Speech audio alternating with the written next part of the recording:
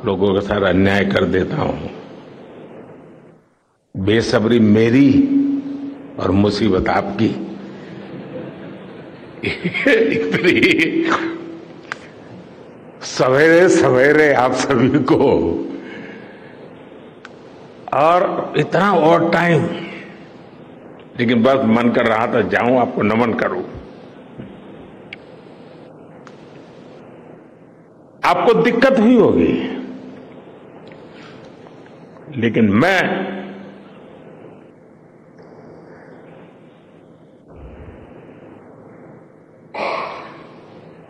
भारत में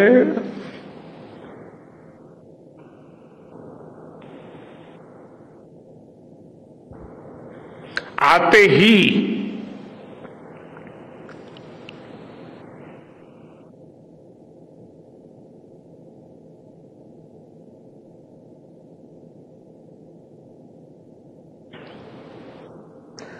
जल्द से जल्द आपके दर्शन करना चाहता था।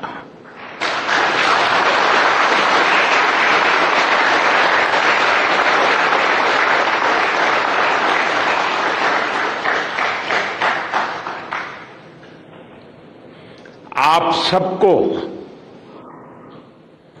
सैल्यूट करना चाहता था।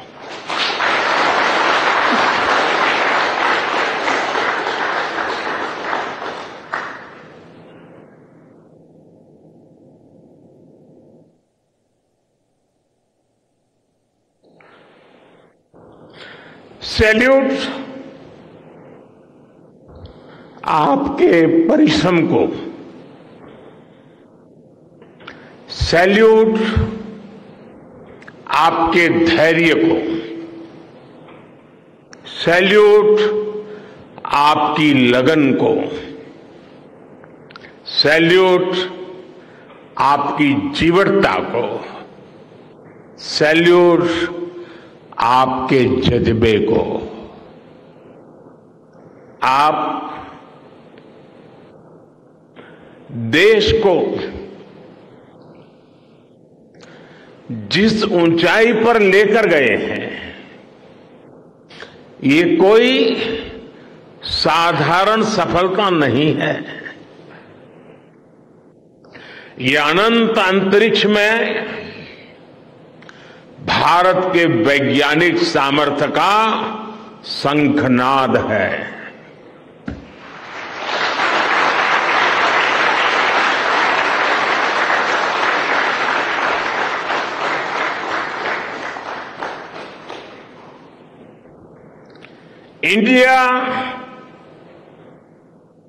India is on the moon.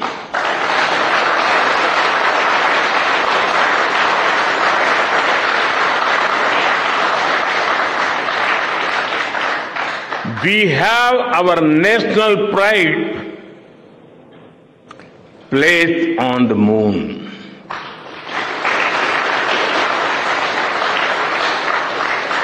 हम वहां पहुंचे जहां कोई नहीं पहुंचा था।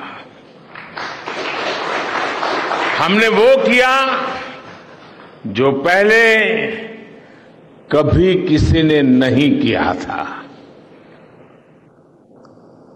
ये आज का भारत है,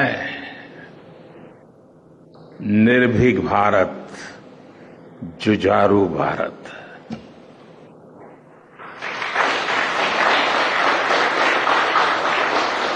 ये वो भारत है जो नया सोचता है, नए तरीके से सोचता है, जो डार्क जोन में जाकर भी दुनिया में रोशनी की किरण फैला देता है।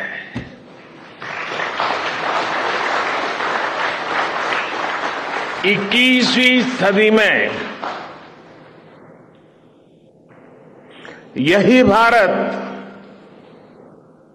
दुनिया की बड़ी बड़ी समस्याओं का समाधान करेगा। मेरी आंखों के सामने 23 अगस्त का वो दिन वो एक एक सेकंड बार बार घूम रहा है। जब टचडाउन कंफर्म हुआ तो जिस तरह यहां इसरो सेंटर में पूरे देश में लोग उछल पड़े, वो दृश्य कौन भूल सकता है। कुछ स्मृतियां अमर हो जाती है। वो पल अमर हो गया। वो पल इस सदी के सबसे प्रेरणादायी क्षणों में से एक है। हर भारतीय को लग रहा था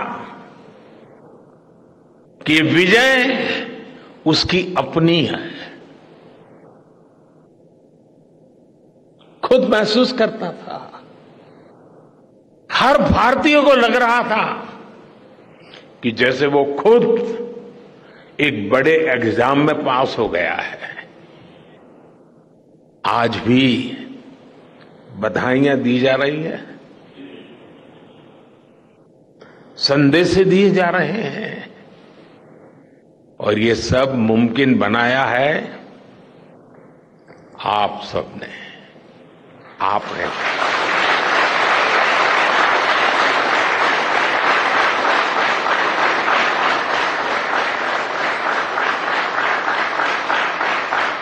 देश के मेरे वैज्ञानिकों ने ये मुमकिन बनाया है।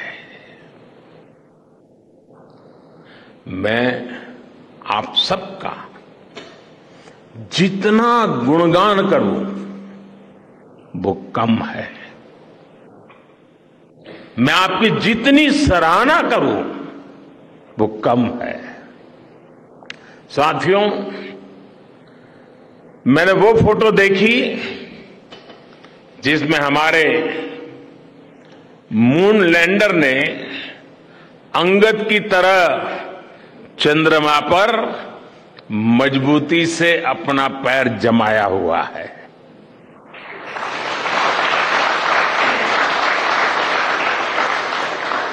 एक तरफ विक्रम का विश्वास है तो दूसरी तरफ प्रज्ञान का पराक्रम है।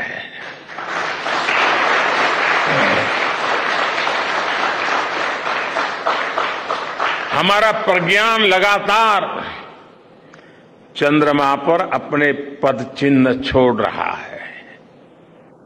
अलग अलग कैमरों से ली गई जो तस्वीरें अभी रिलीज हुई और मुझे देखने का सौभाग्य मिला, वो अद्भुत है। मानव सभ्यता में पहली बार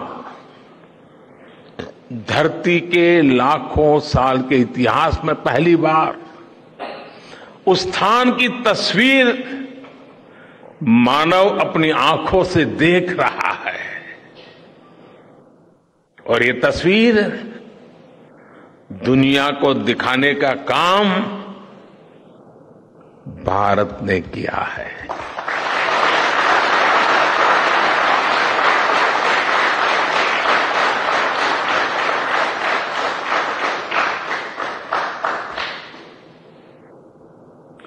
आप सभी वैज्ञानिकों ने किया है। आज पूरी दुनिया भारत की साइंटिफिक स्पिरिट का, हमारी टेक्नोलॉजी का और हमारे साइंटिफिक टेम्परामेंट का लोहा मान चुकी है।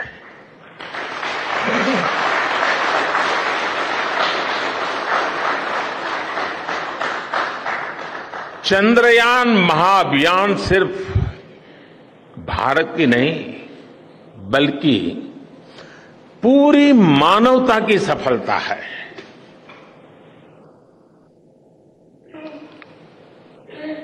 हमारा मिशन जिस क्षेत्र को एक्सप्लोर करेगा उससे सभी देशों के लिए मून मिशंस के नए रास्ते खुलेंगे। ये चांद के रहस्य को तो खोलेगा ही, साथ ही धरती की चुनौतियों के समाधान में भी मदद करेगा। आपकी इस सफलता के लिए मैं एक बार फिर सभी वैज्ञानिकों को,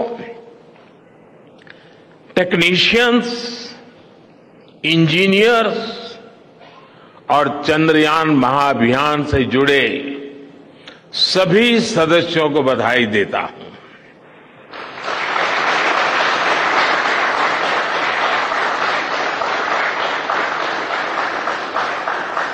मेरे परिवारजनों, आप जानते हैं कि स्पेस मिशंस के टच डाउन पॉइंट को एक नाम दिए जाने की वैज्ञानिक परंपरा है। चंद्रमा के जिस हिस्से पर हमारा चंद्रयान उतरा है, भारत ने उस स्थान के भी नामकरण का फैसला लिया है।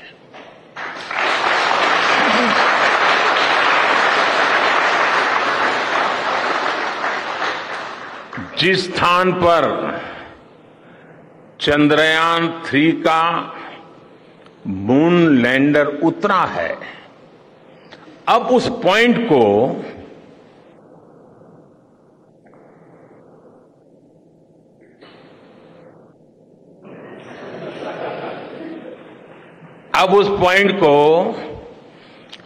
शिव शक्ति के नाम से जाना जाएगा।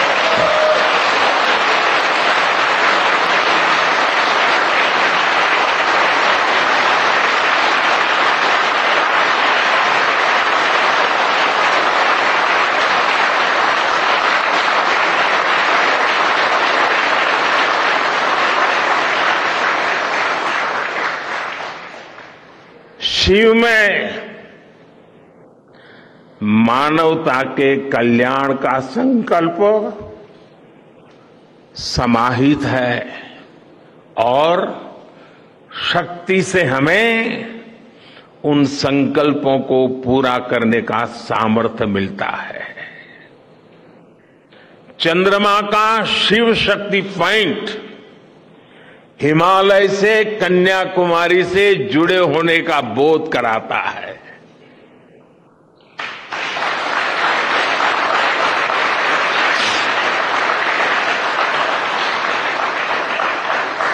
हमारे ऋषियों ने कहा है, येन कर्माण्य पशो मनीषिणो यज्ञे कुण्वन्ति विद्येषु धीरः यत्पूर्व यक्षमन्तः प्रजानां तन्मे मनः शिव संकल्पम अस्तु। अर्थात जिस मन से हम कर्तव्य कर्म करते हैं, विचार और विज्ञान को गति देते हैं और जो सबके भीतर मौजूद है, वो मन शुभ और कल्याणकारी संकल्पों से जुड़े।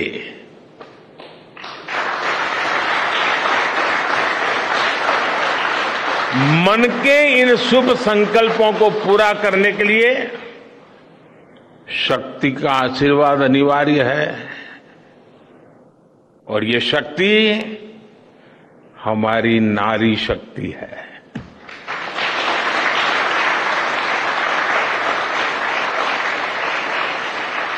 हमारी माताएं बहनें हैं। हमारे यहां कहा गया है, सृष्टि स्थिति विनाशानां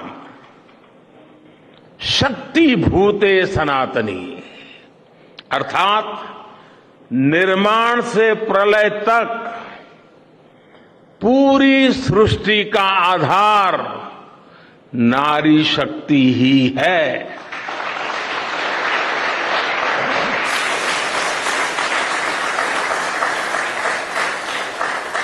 आप सबने देखा है चंद्रयान 3 में देश ने, हमारी महिला वैज्ञानिकों ने,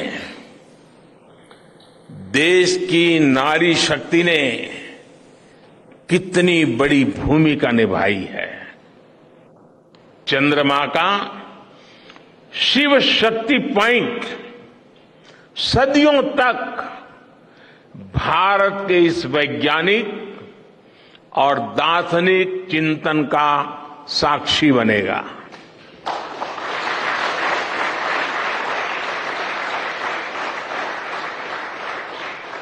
ये शिव शक्ति पॉइंट आने वाली पीढ़ियों को प्रेरणा देगा कि हमें विज्ञान का उपयोग मानवता के कल्याण के लिए ही करना है। मानवता का कल्याण, यही हमारा सुप्रीम कमिटमेंट है। साथियों, एक और नामकरण काफी समय से लंबित है। 4 साल पहले जब चंद्रयान 2 चंद्रमा के पास तक पहुंचा था, जहां उसके पदचिन्ह पड़े थे, तब ये प्रस्ताव था कि उस स्थान का नाम तय किया जाए। लेकिन उन परिस्थितियों में निर्णय लेने के स्थान पर हमने प्रण लिया कि जब चंद्रयान 3 सफलतापूर्वक चांद पर पहुंचेगा, तब हम दोनों पॉइंट का नाम एक साथ रखेंगे।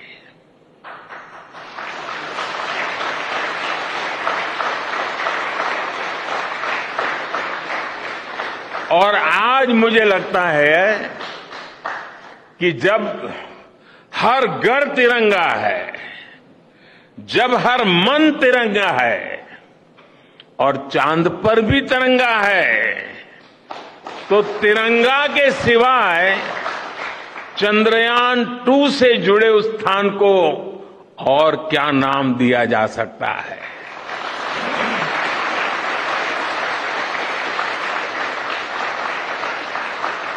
इसलिए चंद्रमा के जिस स्थान पर चंद्रयान 2 ने अपने पदचिन्ह छोड़े हैं, वो पॉइंट अब तिरंगा कहलाएगा।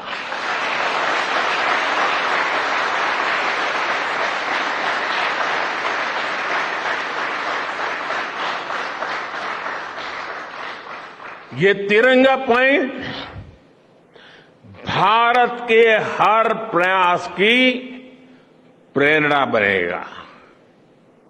ये तिरंगा पॉइंट हमें सीख देगा कि कोई भी विफलता आखिरी नहीं होती। अगर दृढ़ इच्छा शक्ति हो तो सफलता मिलकर के ही रहती है। यानी मैं फिर दोहरा रहा हूं, चंद्रयान 2 के पद चिन्ह जहां है, वो स्थान आज से तिरंगा पॉइंट कहलाएगा। और जहां पर चंद्रयान 3 का मून लैंडर पहुंचा है, वो स्थान आज से शिव शक्ति पॉइंट कहलाएगा।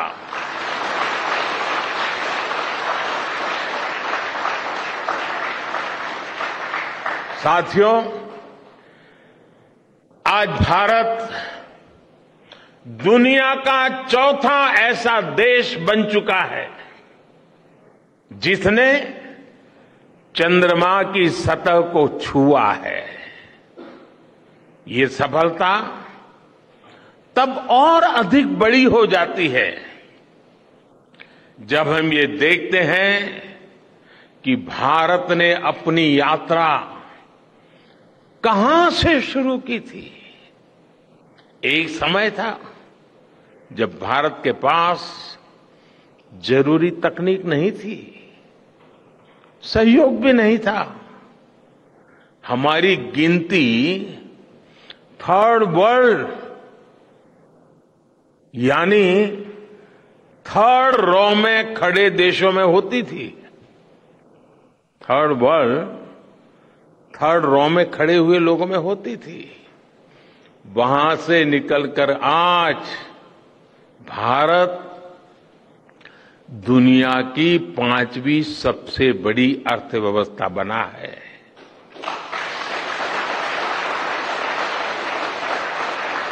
आज ट्रेड से लेकर टेक्नोलॉजी तक भारत की गिनती पहली पंक्ति यानी फर्स्ट रॉ में खड़े देशों में हो रही है। यानी थर्ड रॉ से फर्स्ट रॉ तक इस यात्रा में इसरो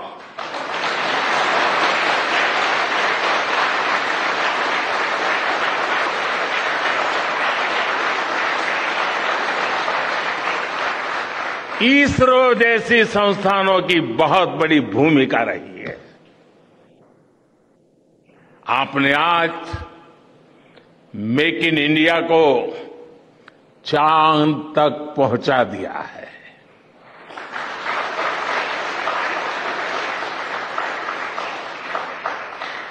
मेरे परिवारजनों, मैं आज आपके बीच आकर विशेष तौर पर देशवासियों को आपकी मेहनत के बारे में बताना चाहता हूं। जो मैं बातें बता रहा हूं वो आपके लिए नई नहीं है, लेकिन आपने जो किया है, जो साधना की है, वो देशवासियों को भी पता होना चाहिए। भारत के दक्षिण हिस्से से चंद्रमा के दक्षिणी ध्रुव तक चंद्रयान की ये यात्रा आसान नहीं थी। मून लैंडर की सॉफ्ट लैंडिंग सुनिश्चित करने के लिए हमारे वैज्ञानिकों ने इसरो की रिसर्च फैसिलिटी में आर्टिफिशियल मून तक बना डाला। इस आर्टिफिशियल मून पर विक्रम लैंडर को अलग अलग तरीके से सरफेस पर उतारकर उसका टेस्ट किया गया था। अब इतने सारे एग्जाम देकर हमारा मून लैंडर वहां गया है, तो उसे सक्सेस मिलनी ही मिलनी थी।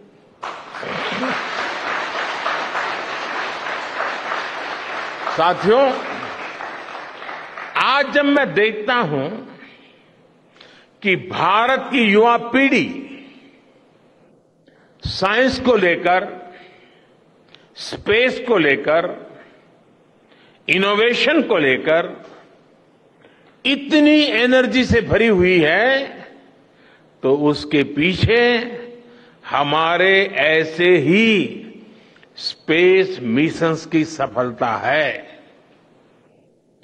मंगलयान की सफलता ने, चंद्रयान की सफलता ने, गगनयान की तैयारी ने देश की युवा पीढ़ी को एक नया मिजाज दे दिया है।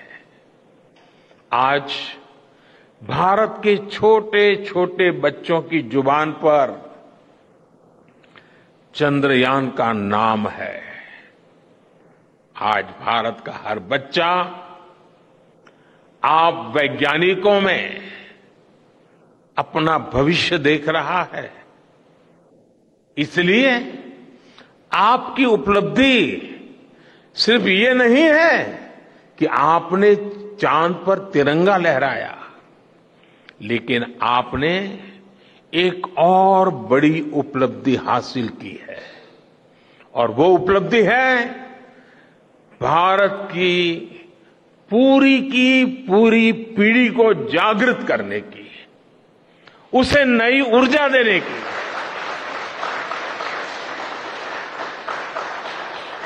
आपने एक पूरी पीढ़ी पर अपनी सफलता की गहरी छाप छोड़ी है। आज से कोई भी बच्चा रात में जब चंद्रमा को देखेगा तो उसको विश्वास होगा कि जिस हौसले से मेरा देश चांद पर पहुंचा है, वही हौसला, वही जज्बा उस बच्चे के भीतर भी है, उस युवा के भीतर भी है।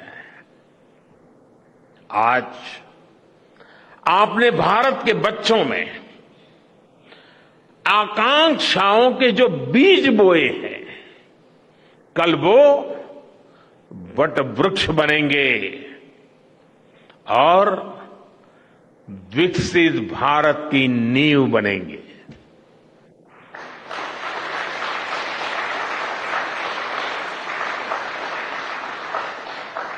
हमारी युवा पीढ़ी को निरंतर प्रेरणा मिलती रहे, इसके लिए एक और निर्णय लिया गया है। 23 अगस्त को जब भारत ने चंद्रमा पर तिरंगा फहराया, उस दिन को अब हिंदुस्तान नेशनल स्पेस डे के रूप में मनाया जाएगा।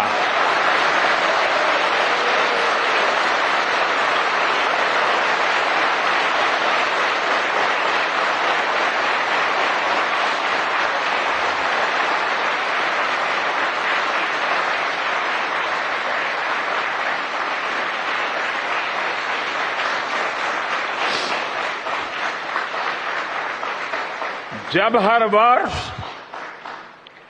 National space day science, technology और इनोवेशन की स्पिरिट को सेलिब्रेट करेगा, हमें हमेशा हमेशा के लिए प्रेरित करता रहेगा।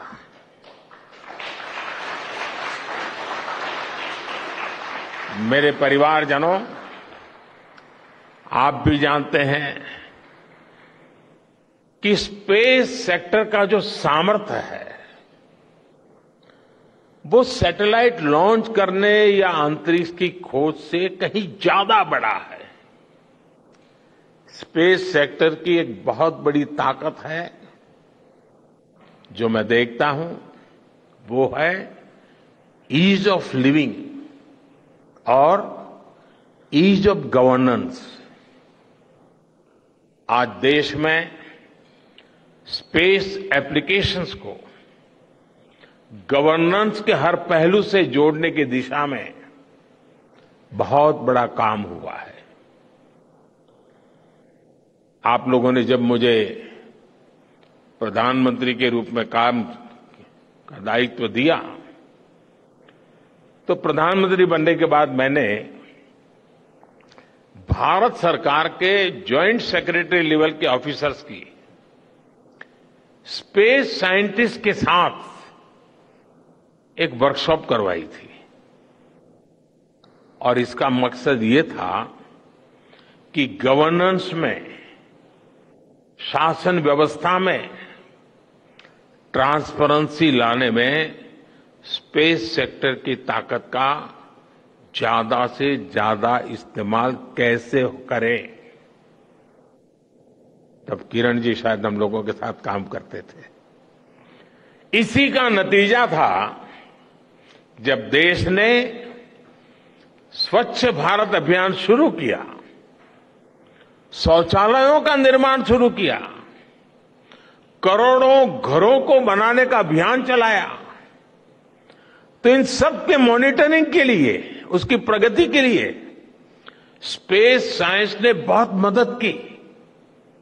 आज देश में दूर दराज के इलाके में एजुकेशन, कम्युनिकेशन और हेल्थ सर्विसेज पहुंचाने में स्पेस सेक्टर की बहुत बड़ी भूमिका है। इन दिनों आजादी के अमृत महोत्सव के निमित्त जो जिले जिले में अमृत सरोवर बन रहे हैं, उसका भी टैगिंग, उसके भी मॉनिटरिंग स्पेस के द्वारा ही हो रही है। बिना स्पेस टेक्नोलॉजी के हम टेलीमेडिसिन और टेली एजुकेशन की कल्पना तक नहीं कर सकते। स्पेस साइंस ने देश के रिसोर्सेज के ऑप्टिमम यूटिलाइजेशन में भी बहुत मदद की है। हमारे देश के एग्रीकल्चर सेक्टर को ताकत देने में, मौसम का अनुमान लगाने में स्पेस सेक्टर जो मदद करता है, वो देश का हर किसान जानता है। आज वो देख लेता है अपने मोबाइल पर अगले सप्ताह मौसम का क्या हाल है। देश के करोड़ों मछुआरों को आज नाविक सिस्टम से जो सटीक जानकारी मिल रही है, वो भी आप ही की देन है। आज जब देश में बाढ़ आती है, कोई प्राकृतिक आपदा आती है, भूकंप आता है, तो हालात की गंभीरता का पता लगाने में आप सबसे पहले आगे आते हैं। जब साइक्लोन आता है तो हमारी सैटेलाइट्स उसका सारा रूट बताती हैं, सारी टाइमिंग बताती हैं, और लोगों की जान भी बचती है, संपत्ति भी बचती है। और सिर्फ साइक्लोन के कारण जो संपत्ति बचती है ना, उसका अगर जोड़ लगा दें तो आज स्पेस का जो खर्चा है उससे वो ज्यादा हो जाता था।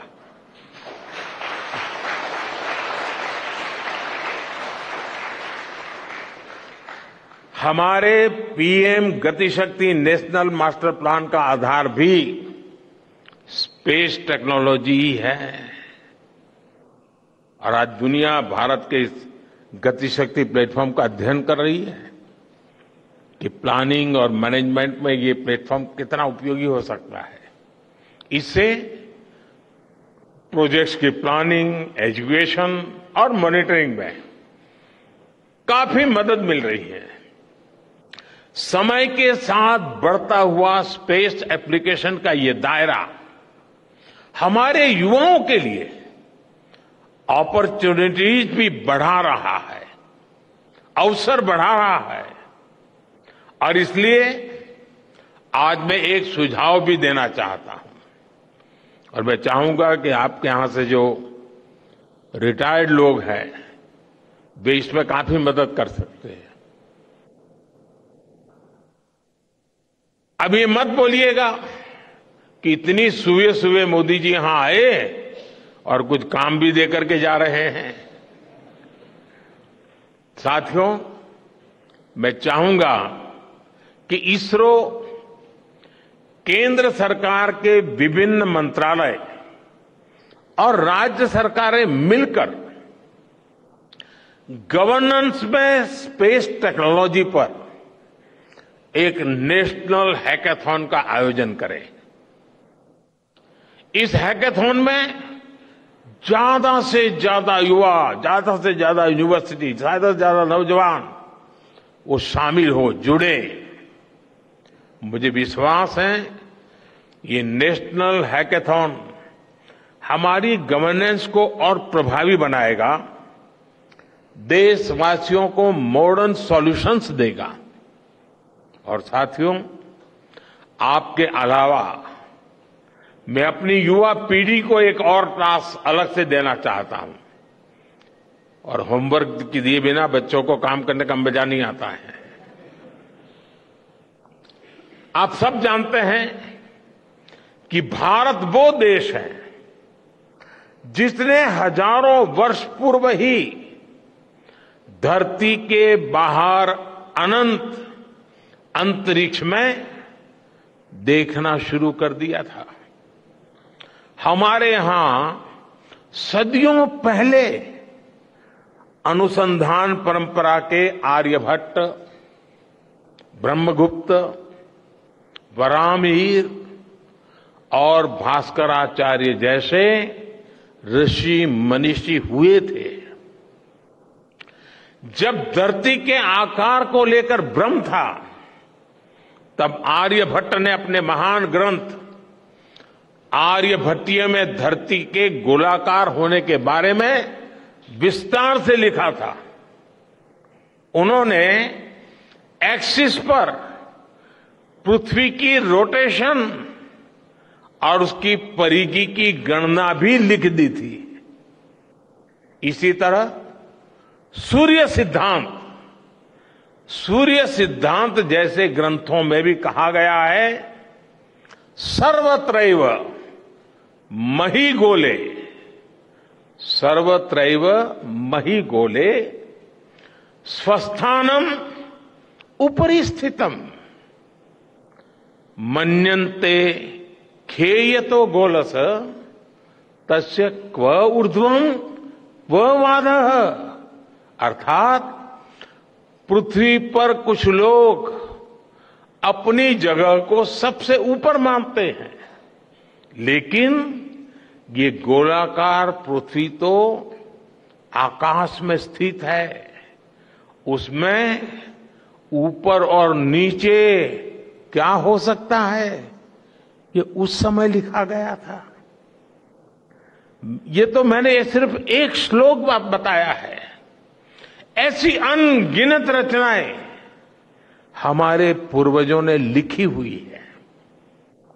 सूर्य, चंद्रमा और पृथ्वी के एक दूसरे के बीच में आने से ग्रहण की जानकारी हमारे कितने ही ग्रंथों में लिखी हुई पाई जाती है। पृथ्वी के अलावा अन्य ग्रहों के आकार की गणनाएं, उनके मूवमेंट से जुड़ी जानकारी भी हमारे प्राचीन ग्रंथों में मिलती है।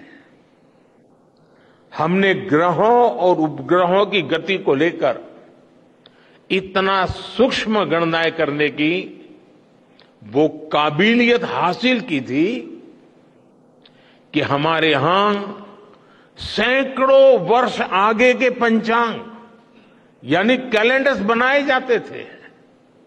इसलिए मैं इससे जुड़ा एक टास्क अपनी नई पीढ़ी को देना चाहता हूं, स्कूल कॉलेज के बच्चों को देना चाहता हूं। मैं चाहता हूं कि भारत के शास्त्रों में जो खगोलीय सूत्र है, उन्हें साइंटिफिकली प्रूव करने के लिए, नए सिरे से उनके अध्ययन के लिए नई पीढ़ी आगे आए। ये हमारी विरासत के लिए भी जरूरी है और विज्ञान के लिए भी जरूरी है। आज जो स्कूल के, कॉलेज के, यूनिवर्सिटी के स्टूडेंट्स हैं, रिसर्चर्स हैं, उन पर एक तरह से ये दोहरा दायित्व है। भारत के पास विज्ञान के ज्ञान का जो खजाना है, वो गुलामी के लंबे कालखंड में दब गया है, छिप गया है। आजादी के इस अमृत काल में हमें इस खजाने को भी खंगालना है, उस पर रिसर्च करनी है और दुनिया को भी बताना है। दूसरा दायित्व ये कि हमारी युवा पीढ़ी को आज के आधुनिक विज्ञान, आधुनिक टेक्नोलॉजी को नए आयाम देने हैं। समंदर की गहराइयों से लेकर आसमान की ऊंचाई तक, आसमान की ऊंचाई से लेकर अंतरिक्ष की गहराई तक आपके लिए करने के लिए बहुत कुछ है। आप डीप अर्थ को भी देखिए और साथ ही डीप सी को भी एक्सप्लोर करिए। आप नेक्स्ट जनरेशन कंप्यूटर बनाइए और साथ ही जेनेटिक इंजीनियरिंग में भी अपना सिक्का जमाइए। भारत में आपके लिए नई संभावनाओं के द्वार लगातार खुल रहे हैं। 21वीं सदी के इस कालखंड में जो देश साइंस और टेक्नोलॉजी में बढ़त बना ले जाएगा, वो देश सबसे आगे बढ़ जाएगा। साथियों, आज बड़े बड़े एक्सपर्ट्स कह रहे हैं कि अगले कुछ वर्षों में भारत की स्पेस इंडस्ट्री $8 बिलियन से बढ़कर $16 बिलियन की हो जाएगी। सरकार भी इस बात की गंभीरता को समझते हुए स्पेस सेक्टर में लगातार रिफॉर्म कर रही है। हमारे युवा भी कमर कसकर तैयार है। आपको जानकर सुखद आश्चर्य होगा कि पिछले 4 साल में स्पेस सेक्टर में काम करने वाले स्टार्टअप्स की संख्या 4 से बढ़कर करीब करीब 150 हो गई है। हम कल्पना कर सकते हैं कि अनंत आकाश में कितनी अनंत संभावनाएं भारत का इंतजार कर रही हैं। वैसे कुछ दिन बाद 1 सितंबर से माईगॉव हमारे चंद्रयान मिशन को लेकर बहुत बड़ा क्विज कंपटीशन लॉन्च करने वाला है। हमारे देश के स्टूडेंट्स इससे भी शुरुआत कर सकते हैं। मैं देश भर के स्टूडेंट से आग्रह करूंगा कि आप सभी बड़ी संख्या में इससे जुड़े। मेरे परिवारजनों, देश की भावी पीढ़ी को आपका मार्गदर्शन बहुत आवश्यक है।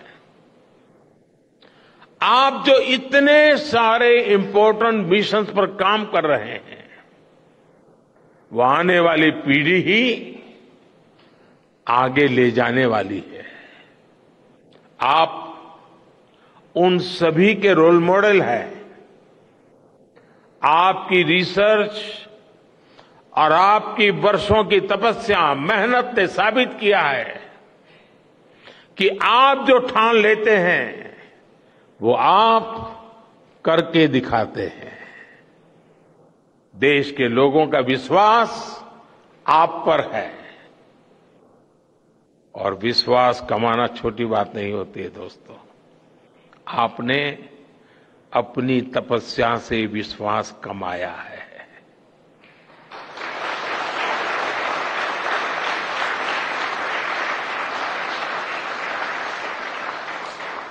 देश के लोगों का आशीर्वाद आप पर है। इसी आशीर्वाद की ताकत से, देश के प्रति इसी समर्पण भाव से भारत साइंस एंड टेक्नोलॉजी में ग्लोबल लीडर बनेगा। और मैं आपके बीच बड़े विश्वास के साथ बताता हूं, इनोवेशन की हमारी यही स्पिरिट ही 2047 में विकसित भारत के सपने को साकार करेगी। इसी विश्वास के साथ मैं फिर एक बार आप सबके दर्शन करके पावन हुआ हूं। देशवासी गौरव से भरे हुए हैं। सपने बहुत तेजी से संकल्प बन रहे हैं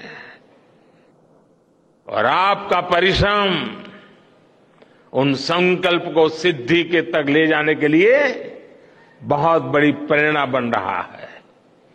आपको जितनी बधाई दूं कम है।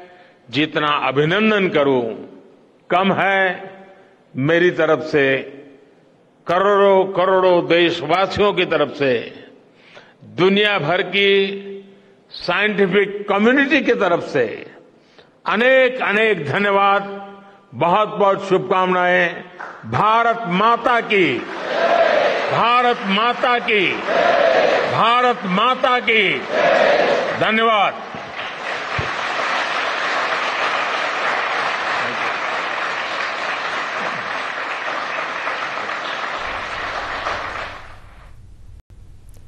તો બેંગલુરુના સ્થિત ઇસરો ખાતેથી પીએમ મોદીએ સંબોધન કર્યું છે। ચંદ્રયાન 3 સાથે સંકળાયેલા તમામ જે વૈજ્ઞાનિકો છે તે લોકોને પણ તેમણે આભાર વ્યક્ત કર્યો છે, તેમનું સન્માન કર્યું છે। સાથે સંબોધનમાં તેમણે તમામ લોકોને જણાવ્યું છે કે ચંદ્રયાન 3ની છાપ જ્યાં પડી છે તેનું નામ શિવ શક્તિ હવેથી કહેવાશે તેવું તેમણે કહ્યું છે। સાથે જ ચંદ્રયાન 2 વખત ચંદ્રયાન 2માં જ્યારે ચંદ્રે પણ ત્યાં છાપ છોડી હતી ચંદ્રયાન 2, તેનું નામ તેમણે તિરંગો રહેશે તેવું જણાવ્યું છે। સાથે જ તમામ વૈજ્ઞાનિકો છે જે ચંદ્રયાન 3ની સફળતા સાથે જોડાયેલા છે આ તમામ લોકોનું તેમણે સન્માન કર્યું છે। સાથે તેમણે તમામ લોકોને હજુ આ અંગે સિદ્ધિ મેળવીશું તેવું પણ તેમણે જણાવ્યું છે। અનંત આકાશમાં અનંત સંભાવનાઓ રહેલી છે અને ત્યાં સુધી આપણે સૌ પહોંચીશું તેમણે જણાવ્યું છે। ભારતને પણ ઇસરો પર વિશ્વાસ છે। આજની જે યુવા પેઢી છે તેને પણ ઇસરો દ્વારા જે આજે તમામ જે કાર્ય કરવામાં આવી રહ્યા છે તે તમામ લોકો પણ તમામ વસ્તુઓ કરવા માટે પ્રેરિત થશે તેવું પણ તેમણે જણાવ્યું છે।